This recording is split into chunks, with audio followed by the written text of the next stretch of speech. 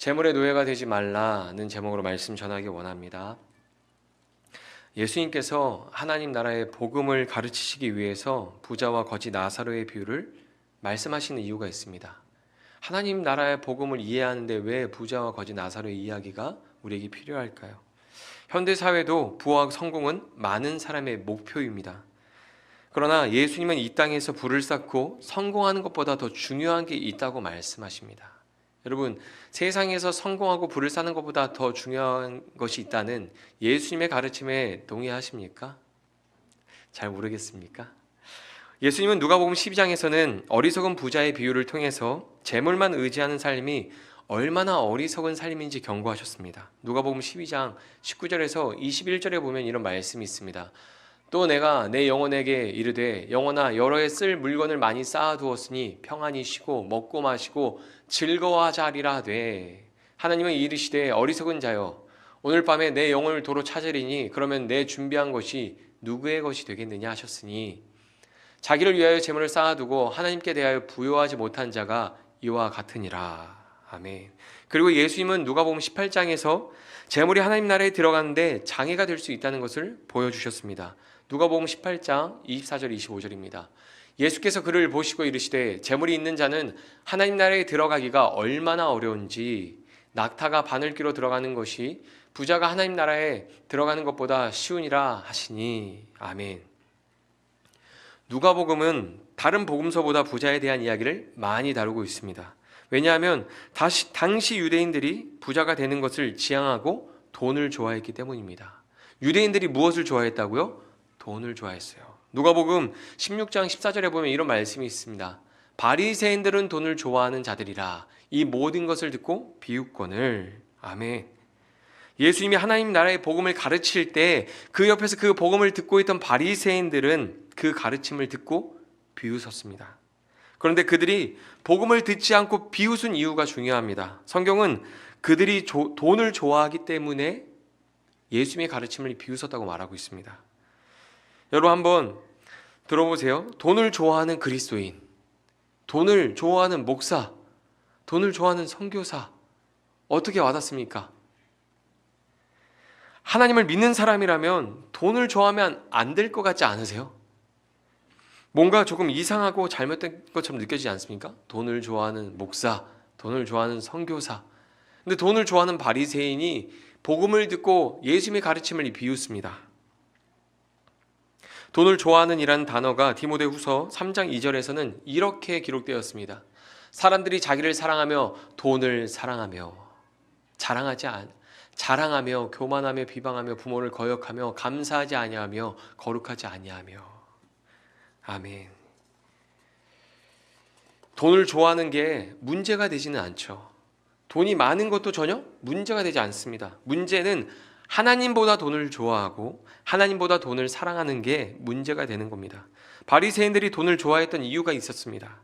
그들은 부를 하나님이 주시는 복이라고 생각을 했습니다. 왜 돈을 좋아했어요? 그것이 가시적으로 드러나는 하나님의 복이라고 생각을 했기 때문입니다. 그래서 그들은 가난한 자들을 좋아하지 않았습니다. 가난한 자들을 가까이 하지 않았습니다. 하나님이 축복하고 하나님의 복을 누리는 사람과 가까이 하기를 좋아했습니다. 잘못된 신앙관을 가지고 있었던 것입니다. 구약에서 아브라함이 복을 받은 것은 많은 재물이 아닙니다. 이삭과 야곱과 요셉이 받은 복은 많은 재물과 세상의 성공이 아니었습니다. 그런데 유대인들은 부를 하나님이 주시는 복이라고 생각한 겁니다. 부도 하나님이 주시는 복이지만 아브라함과 이삭과 야곱이 받은 진짜 복은 하나님이죠. 많은 재물이 아니라 하나님이죠. 요셉이 총리의 자리에 오른 것이 복이 아니라 하나님의 자녀가 된 것이 복이죠. 창세기 15장 1절에 보면 이렇게 기록합니다. 이후에 여호와의 말씀이 환상 중에 아브라함에게 임하여 이르시되 아브라함아 두려워하지 말라 나는 내 방패여 너의 지극히 큰 상급이라. 아멘. 여러분 우리가 받은 복은 무엇입니까? 예수님께서 우리 이 땅에 오셔서 우리 죄를 대신해서 십자가에서 죽으시고 우리에게 주신 것은 많은 재물이 아니라 하나님과 화목한 관계였습니다. 가난한 사람은 하나님께 복을 받지 못한 사람이고 부자만 복을 받은 게 아닙니다. 그걸 보여주는 게 오늘 말씀에 나오는 부자와 거지 나사로의 비유 이야기입니다. 하나님이 우리에게 주신 가장 큰 복은 하나님이십니다. 자신을 내어주시면서까지 우리를 사랑하신 그 하나님이 우리에게 가장 큰 복입니다. 만약에 재물이 복이라고 가정한다면 한번 생각해 볼까요? 재물이 많아질수록 어떻게 돼야 될까요? 신앙이 성장하고 성숙해져야죠. 재물이 많아질수록 하나님과 더 깊고 친밀한 관계를 누려야 하지 않을까요? 그런데 대부분 재물이 많아질수록 어떻습니까? 신앙생활을 소홀히 하게 되는 분들을 보게 됩니다. 돈 때문에 주일 예배에 나오지 못하는 일들을 보게 됩니다. 사업이 커져서 교회에 나올 시간이 점점 줄어드는 모습을 보게 됩니다. 교회 다니면서 옆에 있는 사람이 재물이 많아지고 잘 되는 모습을 보면 시험에 들고 낙심해서 교회에 나오지 않는 분들이 종종 계십니다. 하나님이 차별하시는 게 아니죠. 하나님께서 누구는 복을 주고 누구는 복을 안 주시는 분이 아닙니다. 세상의 기준으로 우리가 하나님을 바라보기 때문에 하나님께서 은혜를 차등 지급하고 차별한다고 느끼는 것뿐이죠. 부자와 거지 나사로의 이야기는 누가복음 16장의 결론이기 때문에 16장 전체의 흐름을 알아야 할 필요가 있습니다. 누가복음 16장에는 불의한 청지기의 비유로 시작합니다.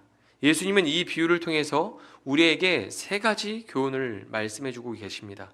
첫 번째 교훈은 재물과 친구에 대한 이야기입니다. 누가복음 16장 1절에서 3절을 보면 이런 말씀이 있습니다. 또한 제자들에게 이르시되 어떤 부자에게 청지기가 있는데 그가 주인의 소유를 낭비한다는 말이 그 주인에게 들린지라. 주인이 그를 불러 이르되 내가 내게 대하여 들은 이 말이 어찌 됨이냐. 내가 보던 일을 세마라.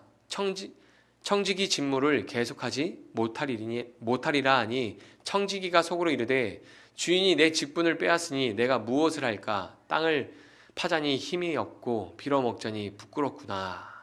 아멘. 어떤 부자에게 청지기가 있었는데 그는 주인의 소유를 낭비하다가 주인에게 그만 걸리고 말았습니다. 그래서 주인이 그를 불러다가 사실 유무를 확인하고 그에게 정리할 시간을 주었습니다. 맡은 일, 주인의 재물을 관리하는 그 일들을 이제 정리할 시간을 주었습니다. 그러자 불의한 청지기는 얼마 남지 않은 시간을 활용해서 그 불의한 재물을 통해서 친구를 사귀었습니다. 누가복음 16장 9절에 보면 이렇게 기록하고 있습니다. 내가 너희에게 말하노니 불의한 재물로 친구를 사귀라. 그래야면 그 재물이 없어질 때에 그들이 너희를 영주할 처소로 영접하리라. 아이러니한 점은 주인이 불의한 청지기의 행동을 칭찬합니다. 불의한 재물로 친구를 사귀는 걸 칭찬합니다. 단편적으로 불의한 재물을 쌓는 것보다 재물로 친구를 만드는 게 더 지혜로운 일이기 때문입니다. 재물은 있다가 사라지지만 친구는 이 땅에서 끝까지 확실하게 책임져 주기 때문입니다. 그들이 너희 영주할 처소를 영접하리라. 이 말이 너희를 끝까지 책임져 줄 사람이다. 이 친구를 그렇게 이야기하거든요. 그러나 거기까지입니다. 재물은 있다가 사라지지만 친구는 이 땅에서 끝까지 확실하게 우리를 책임져 줄 수 있습니다. 우리 곁에 함께 있어 줄 수 있습니다. 그러나 거기까지입니다. 오늘 본문에 나오는 부자를 보십시오. 죽음 이후에 고통을 당하고 있는 부자를 도와줄 친구는 어디에도 없었습니다. 재물을 쌓는 것보다 그것을 잘 사용해서 친구를 사귀는 것이 지혜입니다. 그러나 재물도 친구도 도울 수 없는 일이 있습니다. 그걸 알아야 합니다. 두 번째 교훈은 재물과 충성입니다. 누가복음 16장 10절에서 12절을 보면 이렇게 기록하고 있습니다.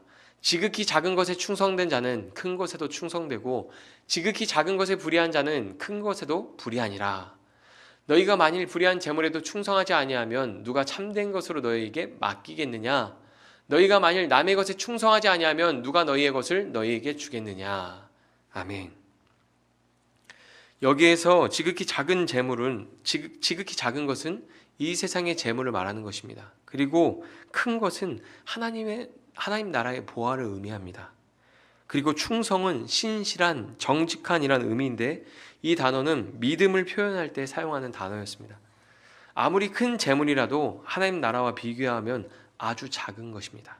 그러나 그 재물도 하나님의 뜻을 따라서 사용하지 않는다면 하늘의 보화를 주님께서 맡기지 않을 것입니다.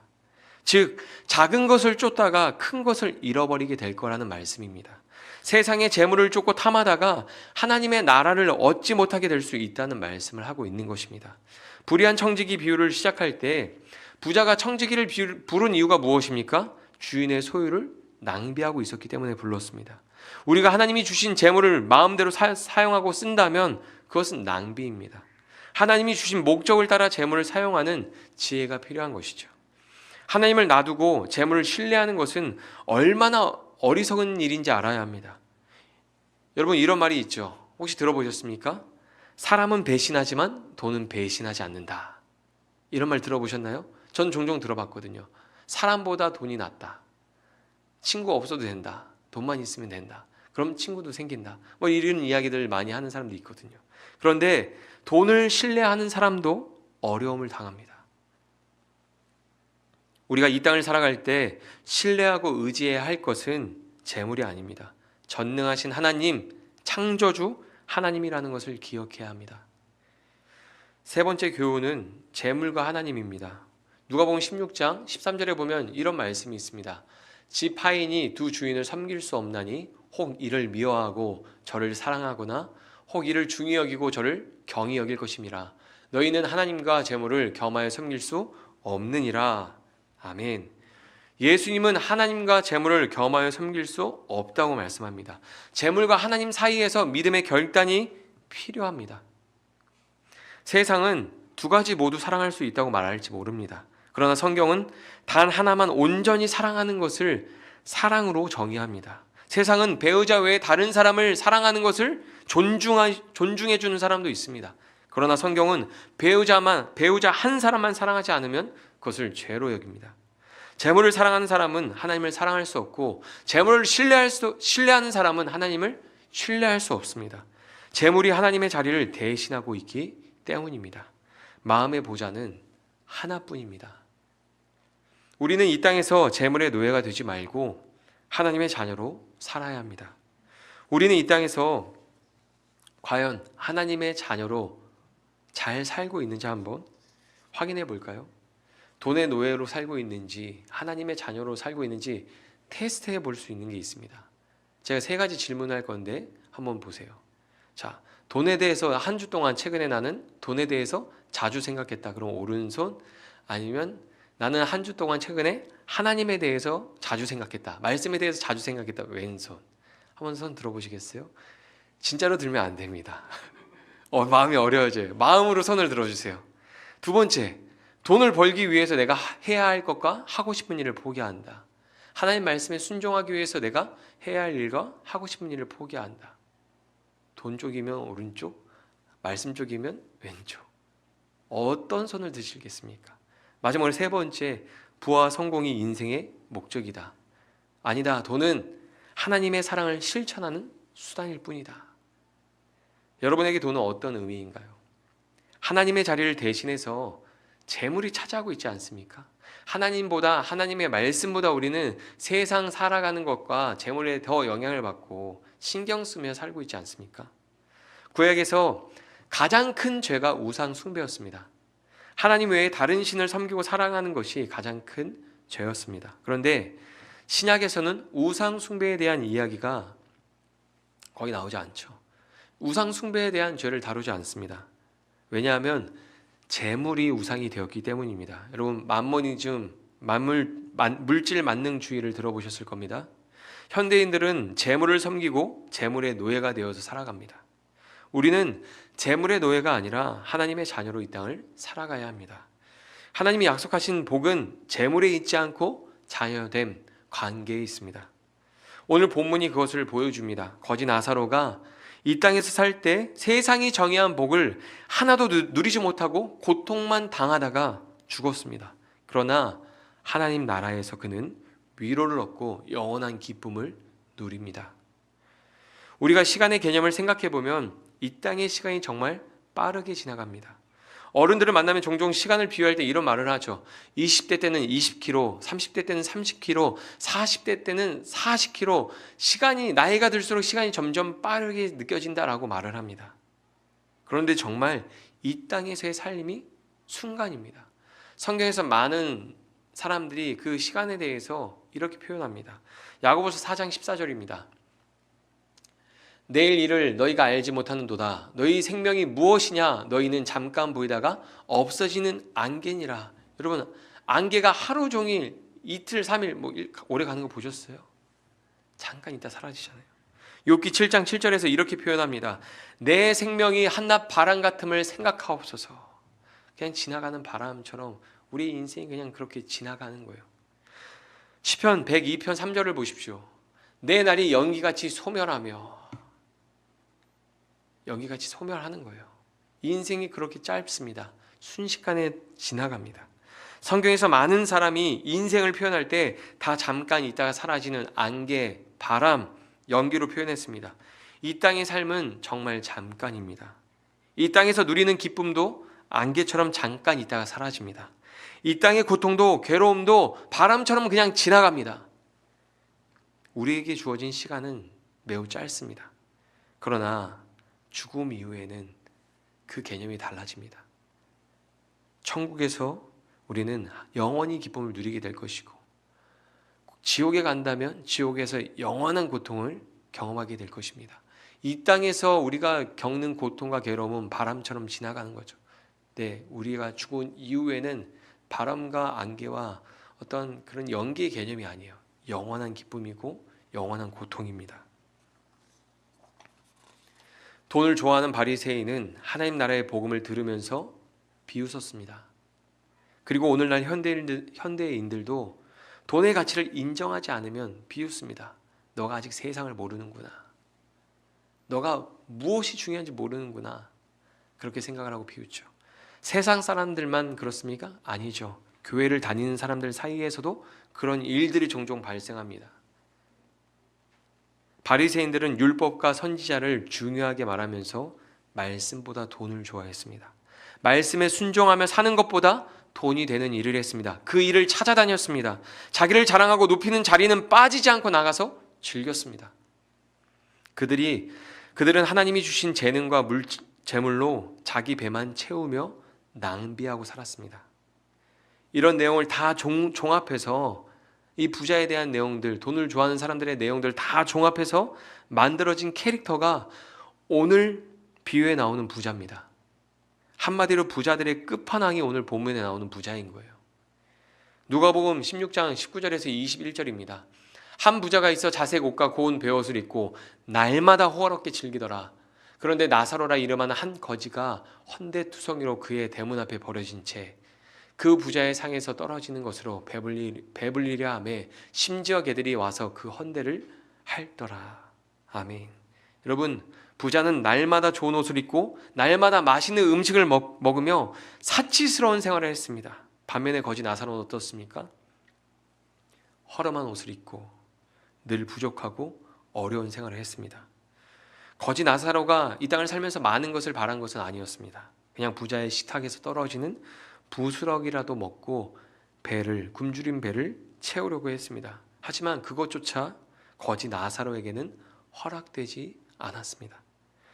부자에게 아무것도 아니었지만 부족함이 없는 부자는 그를 돌아보지 않죠.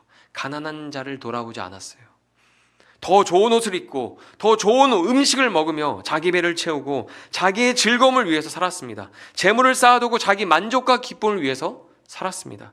우상 숭배와 크게 다를 바가 없는 삶을 살았습니다. 그런데 이 땅에서의 삶이 끝이 아니었습니다. 오늘 본문 22절에 보면 이렇게 기록합니다. 이에 그 거지가 죽어 천사들에게 받들려 아브라함의 품에 들어가고 부자도 죽어 장사되매. 부자도 죽고 거지도 죽었습니다. 때가 되면 다 가는 거예요. 죽는 것은 하나님이 정하신 일이어서 누구도 망할 수 없습니다. 히브리서 9장 27절에 이렇게 기록하고 있습니다. 한 번 죽는 것은 사람에게 정해진 것이요 그 후에는 심판이 있으리니. 아멘. 하나님은 세상의 기준과 다른 기준으로 우리의 삶을 결산하십니다. 그 결과 세상에서 이기적으로 살았던 부자는 지옥에 가고 세상이 인정해주지 않고 알아주지 않던 거지 나사로는 천국에 가게 되었습니다. 여러분, 이 이야기를 들으면 충격이 오시나요? 한국 사람들은 이 이야기를 들어도 충격받는 사람들이 거의 없습니다. 부자들도 이 이야기를 들어도 충격받지 않아요. 그런데 이 이야기를 들었던 많은 유대인들은 큰 충격에 빠졌습니다. 부자와 거지 나사로의 이야기는 구전으로 사람들에게 전해져 내려왔던 이야기예요. 부자와 거지의 이야기가. 그러나 그 이야기에서 지옥에 가는 것은 부자가 아니라 거지였습니다. 부자는 아브라함 품에서 평안을 누리고 영원히 행복하게 살았답니다 라는 내용이 결론이었어요. 이 유대인들 사이에서 내려오는 구전이 부자와 거지에 대한 이야기가 지옥에 가는 게 누구라고요? 부자가 아니라 거지였어요. 부자는 아브라함 품에서 평안을 누리다가 영원히 행복하게 살았습니다. 이게 구전의 결론입니다. 그런데 예수님은 이미 사람들 사이에서 전해져 내려오는 부자의 이야기를 반대로 말씀하시는 겁니다. 당시 사람들이 잘 아는 이야기에 부자들 돈을 탐하고 하나님을 경외하는 것보다, 돈을 좋아하고 사랑하고 말씀에 순종하는 것보다 돈이 되는 일을 찾아다니던 종교 지도자들의 이야기를 부자 이야기에 녹인 것입니다. 당시 유대인들은 부가 하나님이 주시는 복이라고 생각했습니다. 부자는 지옥에 갈 수 없다고 생각했습니다. 이 땅에서 하나님의 복을 누리다가 천국에서도 아브라함의 환영을 받으며 행복하게 영원히 산다고 생각했습니다. 그런데 예수님은 그게 아니라고 말씀하시는 겁니다. 부자가 천국에 가는 것이 아닙니다. 재물을 많이 쌓아두어야 천국에 가는 것이 아닙니다. 오직 하나님의 말씀을 믿는 사람만 천국에 갑니다. 이 이야기를 듣고서 무시하며 비웃은 사람들도 있을 겁니다. 그러나 이 이야기를 듣고 부자가 되려던 삶에서 돌이킨 사람들도 있었습니다. 대표적으로 누가복음에서 그런 사람의 이야기가 나오죠. 누가복음 19장에 가면 바로 삭개오입니다. 많은 사람이 신앙생활을 하면서도 재물을 탐하고 재물을 좋아합니다. 하나님의 말씀보다 재물을 더 즐거워하고 더 의지합니다. 죄라고 생각하지 않죠. 천국은 재물을 탐하지 않는 사람, 재물보다 하나님의 말씀을 즐거워하는 사람이 갑니다. 궁극적으로 예수 그리스도를 믿고 하나님의 자녀가 된 사람들만 천국에 들어갑니다. 하나님의 나라를 소유한 사람은 이 땅에서 재물의 최고의 가치로 여기지 않습니다. 더 크고 가치 있는 것을 발견하고 소유했기 때문이죠. 하늘의 보화를 소유했기 때문에 이 땅의 재물을 쫓아 살아가지 않습니다. 나사로는 이 땅에서 위로를 얻지 못했지만 주님 품에서 영원한 안식과 위로를 얻었습니다. 이 땅에서 고통받는 시간보다 하나님 나라에서 위로받는 시간이 더 많았습니다. 여러분, 천국과 지옥은 있습니다. 천국과 지옥은 분명히 있습니다.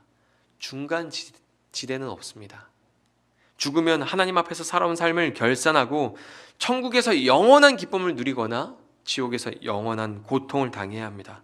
죽은 이후에 자녀나 다른 사람이 정성을 들인다고 해서 자리가 옮겨지지 않습니다. 지옥에 간 사람이 천국에 가지 않습니다. 오늘 본문 23절에서 26절을 보면 그 내용이 나오죠.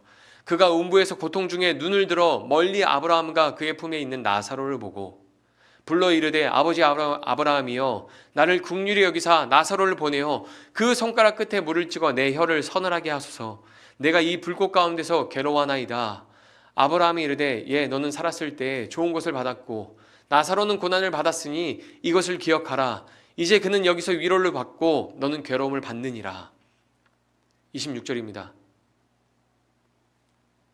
26절 그뿐 아니라 너희와 우리 사이에 큰 구렁텅이가 놓여 있어 여기서 너희에게 건너가고자 하되 갈 수 없고 거기서 우리에게 건너올 수도 없게 하였느니라. 여러분, 부자가 지옥의 고통이 너무 괴롭고 힘들어서 나사로, 아브라함 품에 안기는 나사로를 바라보면서 손가락 끝에 물을 한 방울 찍어서 자기 혀에 한 방울만 떨어뜨려 달라고 요청합니다. 나사로에게 물 한 방울도 안 줬던 그 부자가 너무 고통스러우니까 애원하는 거예요. 여러분, 물 한 방울 이렇게 딱 찍어서 혀에 떨어뜨리는 거 어려운 일입니까? 쉬운 일입니까?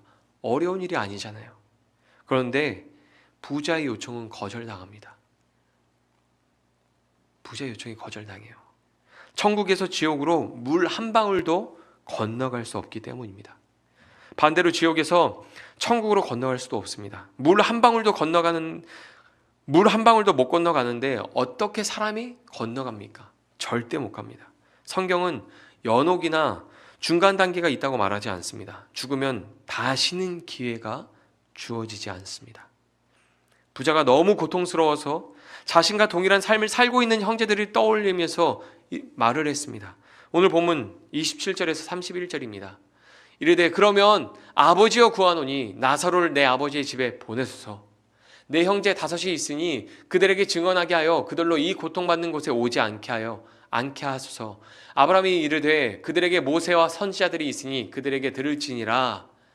이르되 그렇지 아니하나이다. 아버지 아브라함이여 만일 죽은 자에게서 그들에게 가는 자가 있으면 회개하리이다. 이르되 모세와 선지자들에게 듣지 아니하면 비록 죽은 자 가운데서 살아나는 자가 있을지라도 권함을 받지 아니하리라 하였다 하시니라. 아멘. 부자는 자신과 같은 삶을 살고 있는 형제들이 고통당하지 않기를 바랬습니다. 그래서 나사로를 형제들에게 보내달라고 요청합니다. 그런데 그 요구도 거절당합니다.